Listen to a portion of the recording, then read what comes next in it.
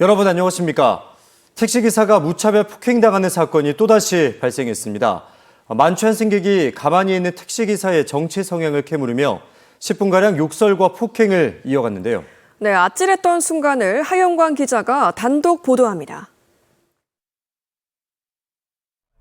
아침 6시 술에 취한 20대 남성 A씨가 택시에 탑승합니다. A씨는 40대 택시기사에게 다짜고짜 누구에게 투표했냐며 시비를 걸기 시작합니다. 택시기사가 정치를 모른다고 답하자 앞좌석을 흔들며 욕설을 시작합니다. 민주당 아닙니까? 파란 색깔. 파란 색깔 아닙니까? 어깨 손을 좀 대지 마시고, 이거 한번 더 내한테 얘기한다. 택시기사가 경찰에 신고한 뒤 차에서 내리자 이젠 폭행까지 이어갑니다. 차가 쌩쌩 달리는 도로로 기사를 밀쳐버리고 비웃는가 하면 길가에 넘어뜨린 뒤 무릎으로 머리를 가격합니다. A씨가 운전석으로 옮겨가자 택시의 시동을 끄려는 기사의 머리를 휴대폰으로 힘껏 내려찍기까지 합니다. 사건 현장입니다. 피해자는 A씨의 무차별 공격을 10분가량 피해 다니며 경찰이 출동하기 전까지 공포에 떨어야 했습니다. 경찰이 출동하고 나서야 폭행은 겨우 멈췄습니다. 피해자는 머리에 네 바늘을 꿰매는 상처를 입고 차량도 부서져 수백만 원의 수리비도 나왔습니다. 갑자기 뭐 빨간 겁니까 파란 겁니까 갑자기 그런 식으로 저한테 얘기를 하더라고요. 근데 저는 정치에 대해서는 전혀 모르고 그렇게 단정하게 얘기를 잘랐죠. 자르는데 갑자기 다짜고짜 뒤에서 죽는다. 부산 경남의 운전자 폭행은 매년 500~600건에 달합니다. 운전자 폭행을 가중처벌하는 이유가 운전자를 폭행함으로써 교통안전과 질서에 위해가 생기고 그렇기 때문에 그 위해를 막기 위해서 가중처벌하는 것이거든요. 그런다는 점에서 봤을 때 이 운행중의 의미를 폭넓게 해석할 필요가 있습니다. 경찰은 특가법상 운전자 폭행 등의 혐의로 A씨를 입건하고 정확한 경위 조사에 착수했습니다. KNN 하영광입니다. 네, 생활형 숙박시설, 흔히 생숙이라고 불리는 건물이 있습니다. 5년 전 부동산 상승기 당시 정부 규제를 회피하기 위한 용도 등으로 우후죽순 생겨났는데요. 숙박시설로 이용하는 게 원칙이지만 당시 제도의 허술함 탓에 주거로 사용하는 것도 문제가 없다는 분양 광고 등을 보고 구입한 사람들이 많았습니다. 부산에만 모두 18,000여 실이 있습니다. 그런데 갖가지 문제점들이 드러나면서 편법적인 주거 사용은 금지가 됐고 정부가 합법 사용을 위한 지원 방안들도 내놨지만 현장에서는 적지 않은 혼란을 겪고 있습니다. 김건영 기자가 보도합니다. 오는 9월 준공 예정인 부산 북항재개발지구 내 59층짜리 생활형 숙박시설 2개 동입니다. 모두 1200실이 넘는데 분양 당시 높은 경쟁률로 완판됐습니다. 하지만 입주를 앞둔 지금은 많은 수분양자들이 주거형 오피스텔로 변경을 원하는 처지입니다. 정부가 생활형 숙박시설의 편법 주거 전용을 금지했기 때문입니다. 동시에 정부는 합법화 방안도 내놓았습니다. 숙박업 신고 기준과 주거용 오피스텔로 용도 변경 제약 조건을 완화했습니다. 오는 9월까지 절차 신청만 하면 이행강제금 부과도 2027년 말까지 유예됩니다. 숙박업 신고나 용도 변경을 희망하더라도 절차나 기준을 모르거나 또 소유자 간에 의견 합치가 안 돼가지고 합법 사용을 못하는 경우가 상당수 존재하는 걸로 저희들이 파악됐거든요. 용도 변경의 관건은 복도폭과 부족한 주차장 확보입니다. 소방시설 보강과 주차장 신설이 필요한데 주차장 시설이 여의치 않으면 지자체에 비용을 내야 합니다. 준공 건물은 소유자 80% 이상 동의도 필요합니다. 그런데 소유자당 분담 비용이 얼마나 될지 가늠하기 어려운 데다 입장도 제각각입니다. 들을 감당을 할 수 있는 상황이라면 어떻게든 접촉을 하고 그 실마리를 풀어가지고 만들어갈 수도 있거든요. 근데 그게 참여하는 세대 간에 결국 발생하는 비용에 대한 이해관계가 결국은 문제이지 않을까 싶습니다. 여기에다 LCT 레지던스처럼 지구 단위 계획상 부지 용도 변경까지 필요한 곳들은 더 골칫거리입니다. 경우에 따라선 건물당 수십억 원의 공공기여금까지 추가 부담해야 합니다. 입주민분들이 상황의 어느 이 정도의 깊이가 달라요. 돈은 돈대로 안 내고 나중에 건축 변경 안 되는 건 아니냐. 그런 확답을 좀 받고 싶어 하는 거죠. 네, 근데 그런 게 지금 전혀 없다 보니. 부산에서 주거용으로 용도 변경을 검토해야 될 생활형 숙박시설은 준공을 앞둔 곳까지 포함해 무려 61개 건물 9,900실에 달합니다. KNN 김건영입니다. 네, 경남 통영에서는 요즘 아열대 과일인 애플망고 수확이 한창입니다. 기온이 계속 올라가면서 아열대 작물로 전환이 필요한 시점에서 10여 년 전부터 조금씩 재배가 늘어나고 있는데요. 이제 경남 곳곳에서 중요한 고소득 작물로 자리 잡았습니다. 하지만 올해는 고르지 못한 기온 탓에 지난해보다 수확량이 크게 줄어든 데다 애플망고 재배 지역까지 늘면서 농가마다 경쟁이 치열해지고 있습니다. 박명선 기자가 보도합니다. 비닐하우스 안에 노란빛이 섞인 빨간 열매가 주렁주렁 매달렸습니다.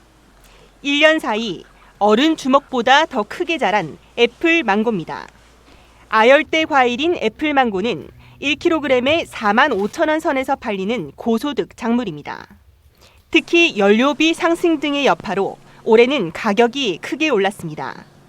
일로비도 조금 상승을 했고 인건비, 재료비 모든 것이 상승해서 2kg 박스 기준당 10,000원에서 20,000원 정도 더 받고 있습니다. 경남 통영은 기후가 온화하고 일조량이 많아 경남에서도 아열대 작물 재배가 가장 먼저 시작됐습니다.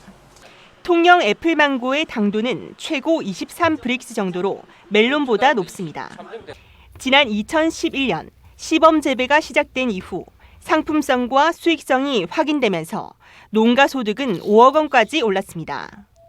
하지만 올해는 꽃 피는 시기인 2월부터 고르지 못한 기온 탓에 출하량이 감소해 올해는 지난해 13톤보다 줄어든 10톤 정도로 전망됩니다. 반면 애플망고 재배 농가는 더 늘었습니다. 통영 6곳에 함안이 13곳, 김해와 창원 각각 5곳 등 올해 애플망고 재배 농가는 모두 46곳으로 확대됐습니다. 결국 경남 안에서 판로와 가격을 놓고 경쟁이 치열해질 수밖에 없습니다.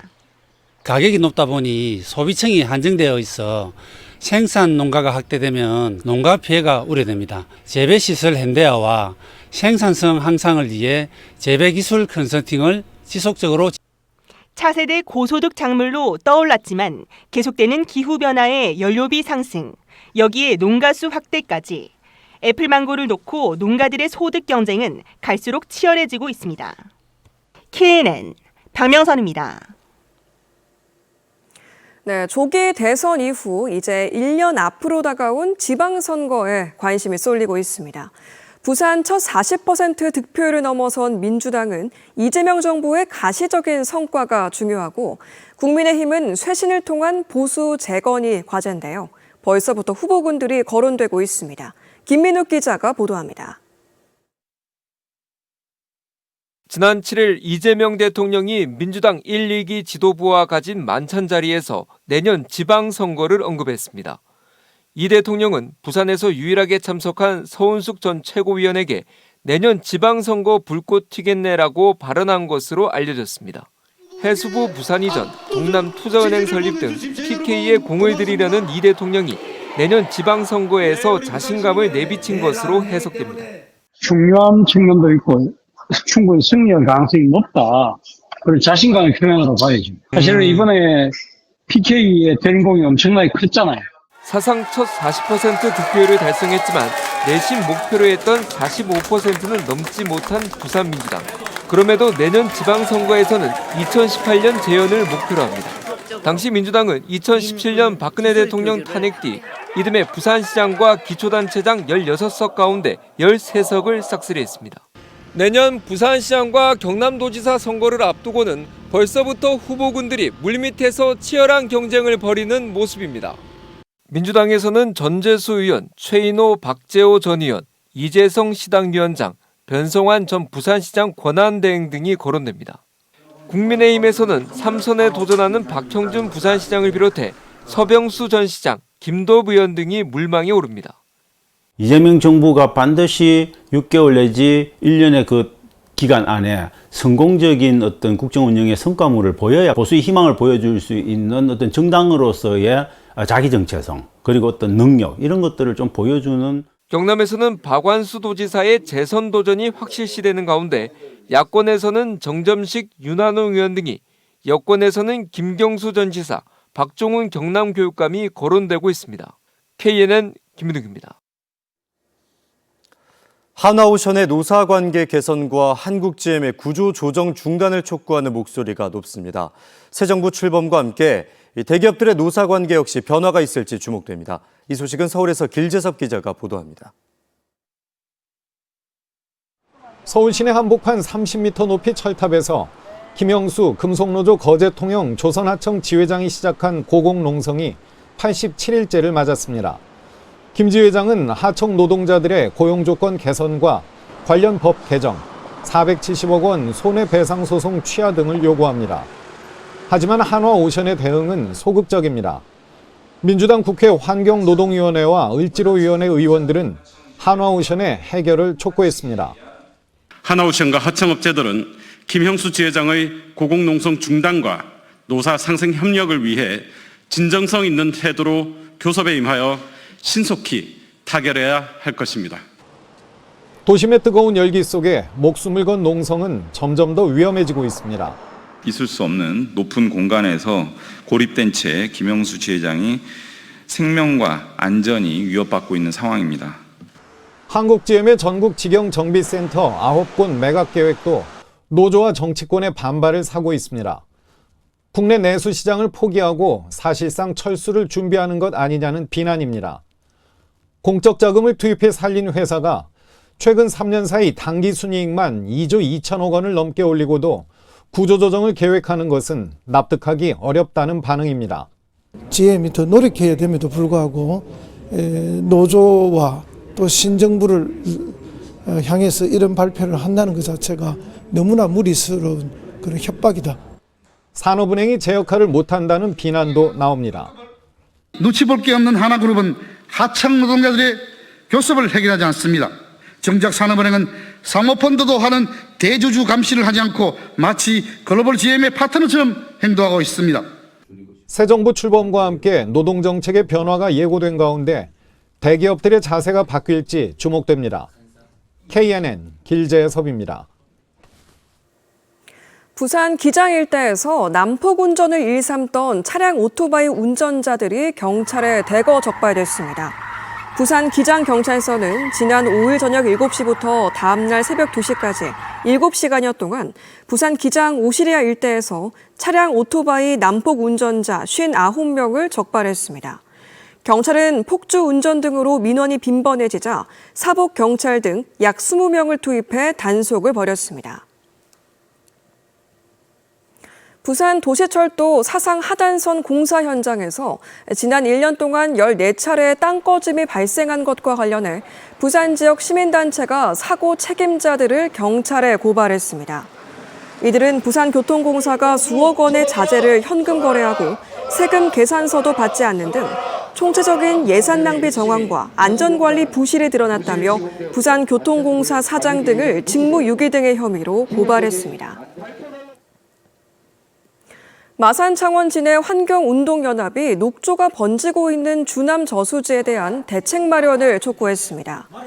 이들은 창원시청에서 기자회견을 열고 지난달 21일 녹조띠가 처음 발견된 이후로 벌써 녹조가 산남 저수지 선착장까지 광범위하게 퍼졌다며 농어촌공사와 창원시에 녹조 창궐에 대한 원인 규명과 실효성 있는 대책 마련을 요구했습니다. 박형준 부산시장이 새 정부 출범 이후에도 산업은행 부산 이전에 계속 추진 의지를 재확인했습니다. 박 시장은 사는 이전이 윤석열 정부만의 정책이 아니라 노무현 정부부터 시작된 공공기관 이전 정책이라는 점을 강조했습니다. 또한 가덕도 신공항 공사와 관련해선 당초 입찰 조건을 유지하는 것이 가장 빠른 추진 방안이라면서도 착공 뒤 불가피한 여건 변화가 있다면 공기 연장도 수용하겠다고 밝혔습니다. 서울과 부산의 아파트 평균 매매 가격 격차가 10년 만에 2.1배에서 3.5배로 벌어지면서 양극화가 더 심해진 것으로 나타났습니다. 강정규 동아대 교수와 부동산 정보 플랫폼 부동산 지인 분석에 따르면 2015년 5월 기준 3.3제곱미터당 부산의 아파트 매매 가격은 평균 802만 원, 서울은 1,710만 원으로 2.1배 차이였습니다. 반면 지난달 기준 3.3제곱미터당 부산 매매가는 평균 1,214만 원이지만 서울은 4,250만 원을 보이며 3.5배로 그 격차가 커졌습니다.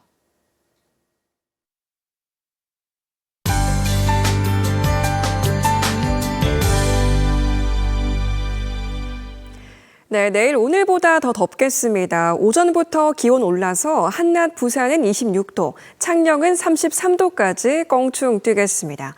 남해상은 바다 안개에 유의하시기 바라겠고요. 미세먼지는 보통 수준 유지하겠습니다. 내일 하늘 표정은 대체로 흐리겠습니다. 부산권 하루 종일 구름 많겠고요. 진주와 거창 등 경남권은 오전에 맑았다가 오후부터 흐려지는 곳이 많겠습니다. 강수 확률은 10에서 20% 정도입니다. 내일 최저기온 지난주 평균보다 2에서 3도 정도 높게 시작하겠는데요.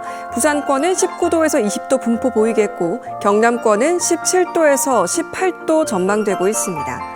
앞서 말씀드린 대로 내일 낮부터 많이 덥겠는데요. 부산과 거제는 26도 수준이지만 경남 대부분 지역은 30도를 웃돌겠습니다. 외출 전 모자나 양산을 챙기시는 게 좋겠습니다. 모레도 맑고 기온 오르다가 밤부터 차차 흐려지겠는데요. 글핀 12일에는 대체로 흐리겠습니다. 13일 새벽부터는 비가 내리면서 한낮 더위도 다소 주춤하겠습니다.